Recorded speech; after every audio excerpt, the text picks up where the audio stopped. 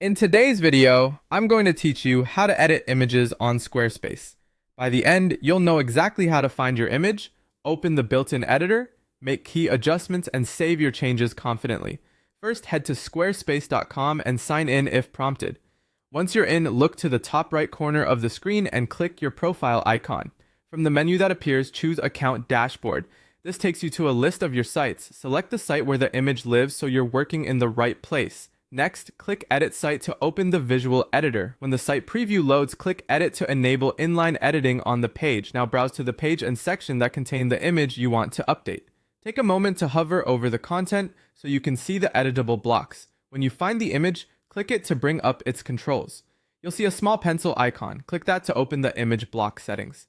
In the panel that appears, find and click Edit beneath the image preview.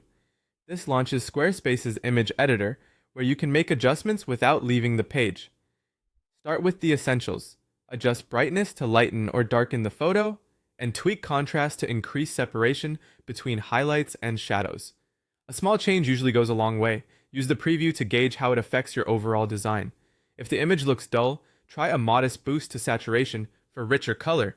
If it's too intense, pull saturation down slightly for a more natural look. You can also fine-tune highlights and shadows to recover detail in bright skies or dark areas, and use clarity to add mid-tone punch, but be careful not to overdo it. When framing matters, use the crop tool. Drag the handles to focus on your subject, or choose a common aspect ratio like square or widescreen to keep layouts consistent across your site.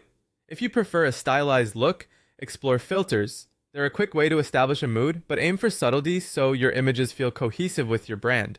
As you work, preview the changes and make sure text and buttons near the image remain readable.